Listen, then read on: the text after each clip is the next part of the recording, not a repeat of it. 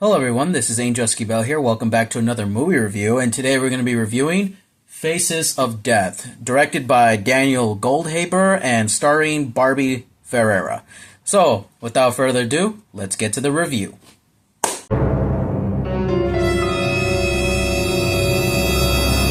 So the movie's about a woman who works at a like an office job type. That I guess her job is to like look at videos and decide which ones should be uploaded and which ones not. Basically, like looking at like videos if they're appropriate enough for like the public to watch.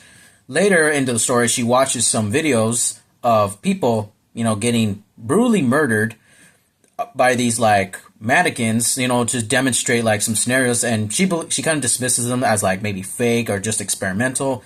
But then she starts seeing more and more them being uploaded, and she starts questioning like the whole office, like don't you think we should investigate this? However, everyone just dismisses it, like every horror movie fashion. Oh, well, it doesn't matter, and people just think it's cool. Well, our main character, obviously, in horror movie logic, has to investigate because obviously something bad's gonna happen, which obviously it does. And turns out there's a slasher going out there kidnapping people and putting them in like these jigsaw scenarios, except they're just gonna die instead of like, except it's a bit different from like Jigsaw. But the point is, yeah, he kidnaps them, and obviously what he's trying to do is trying to recreate like a documentary called Faces of Death, which I did my research. I guess this was from like the 70s, like a kind of like a mockumentary type. Never watched it. I'm like literally just hearing about this until now when I'm like researching this. What this movie is doing, I guess it's just trying to do like a commentary about like remakes. I mean, we literally got like a dialogue from the slasher saying, "Oh, like everyone wants remakes, and we should give people what they want." So our main character, the lady, and the slasher guy, they battle out. They keep fighting, and then she gets the upper hand. She wins, and she uploads like the slasher, like his confession for the whole world to see that all this was murder and not played out. There's not really much to like. There's not really much positives and negatives. I mean, I guess a little more negatives that I have more on this movie is that this movie really drags, like for a slasher.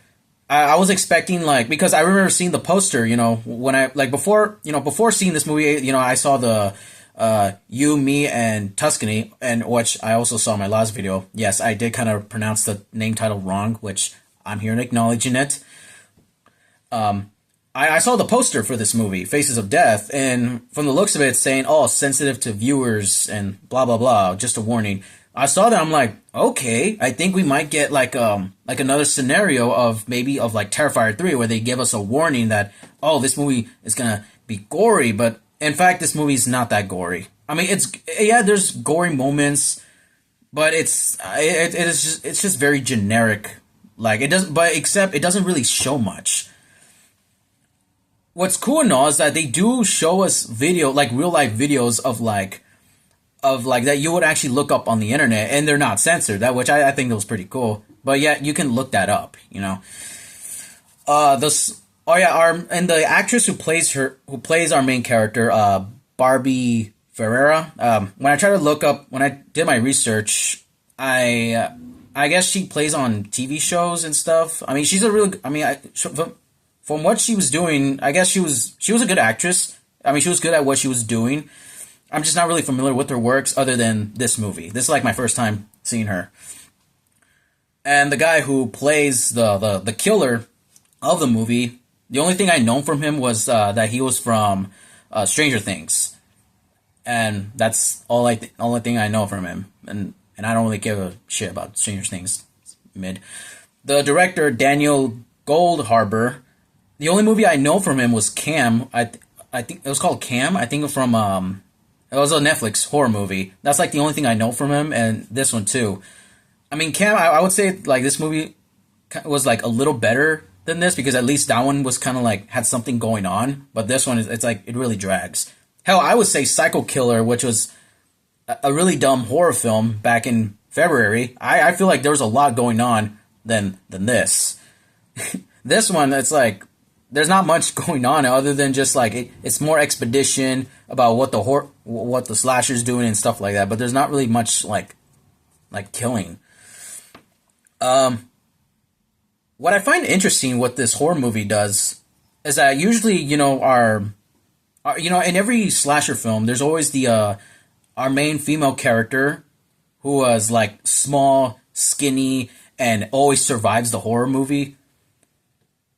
This character, our main character, she's fat, and I find that surprising because most of the time, fat men or women, they don't really mostly survive in horror films or like slashers. So I find it very surprising that, and look, I get to say this, not to insult her. I know people are gonna take it the wrong way, but I mean, if you think about it, I actually looked her up. She's actually not fat. She's actually well in shape. I was like, wow, wait, this is her? Like, she looks very different. But it turns out this movie was filmed maybe months or years before, what she looks right now. So yeah, I just find it very I find it really strange that a fat chick was able to survive a slasher horror film. And I was like, that's something you don't see every day. So yeah, this movie, it's not like the worst horror film ever made. I mean, but I would say it's really generic, kind of in a really bad way. The director, I mean, he doesn't really makes much movies, and so, but this movie just doesn't really stand out. This is probably not his best works, from what I've known. I think Cam was probably the only best one, but yet that movie's also kind of mid. The actress, I mean, I guess she's good at what she's doing. I don't really know much about her. The other side characters, I guess they're okay. Horror, how is it horror wise? It's okay at best, So my final verdict for this movie, I give it a 4 out of 10. I was thinking of giving it a 5, but I'm like, nah, I think that's a bit a little too much for this movie.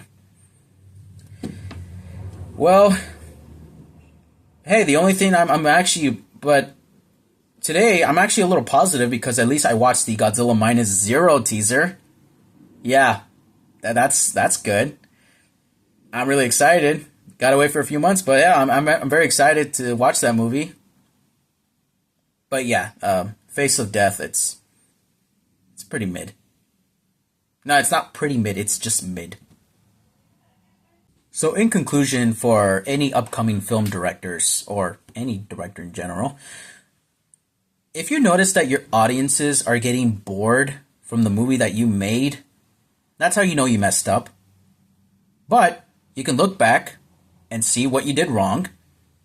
You can learn from that and say, hey, you know what? Maybe I will make this movie, maybe I can make scenes much shorter and more interesting to, have my viewers and audiences engage.